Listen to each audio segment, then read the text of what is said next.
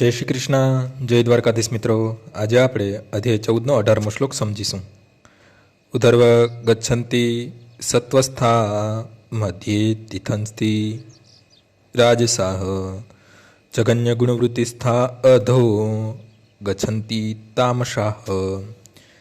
સત્વગુણી મનુષ્યો ક્રમશઃ ઉચ્ચતર લોકમાં જાય છે. રજોગુણી માણસો પૃથ્વી લોકમાં રહે છે અને જે તૃણાજનક તમોગુણમાં હોય છે તેઓ નીચે નરકમાં જાય છે. આ શ્લોકમાં પ્રકૃતિના 3 ગુણોમાંથી પરિણમતા ફળ વિશે સ્પષ્ટતાથી સમજાવ્યા છે.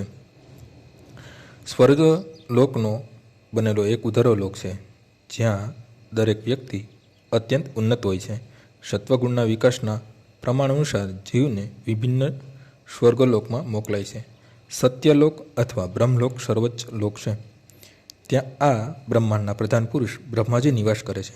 આપણે અગાઉ જોઈ ગયા છીએ કે બ્રહ્મલોકમાં જે રીતે આશ્ચર્યજનક પરિસ્થિતિ છે તેનું ભાગ્યે જ અનુમાન થઈ શકે, પરંતુ જીવનની સર્વશ્રેષ્ઠ અવસ્થા અર્થાત સત્વગુણ આપણને ત્યાં લઈ જઈ શકે છે. રજોગુણ મિશ્ર હોય છે. તે સત્વ તથા તમોગુણની વચ્ચે હોય છે. મનુષ્ય સદા શુદ્ધ હોતો નથી. જો તે પૂર્ણપણે રજોગુણમાં સ્થિત હોય તો એ તે આ પૃથ્વી ઉપર જ રાજા કે શ્રીમંત વ્યક્તિ તરીકે રહે છે, પરંતુ ગુણોના મિશ્રણ થતા રહે છે, તેથી તેનું પતન પણ થઈ શકે છે.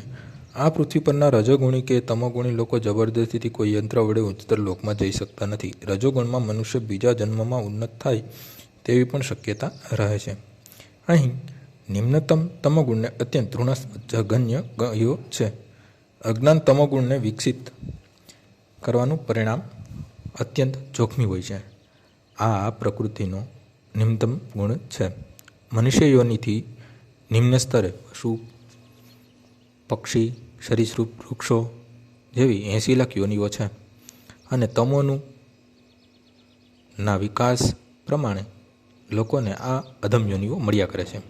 અહીં તામસાહ શબ્દ અર્થસૂચક છે. તે એવા લોકોનો નિર્દેશ કરે છે કે જે ઉચ્ચતર ગુણો સુધી ઉન્નત થયા વિના સતત તમોગુણમાં જ રહે છે. તેમનું ભાવિ અત્યંત અંધકારમય હોય છે.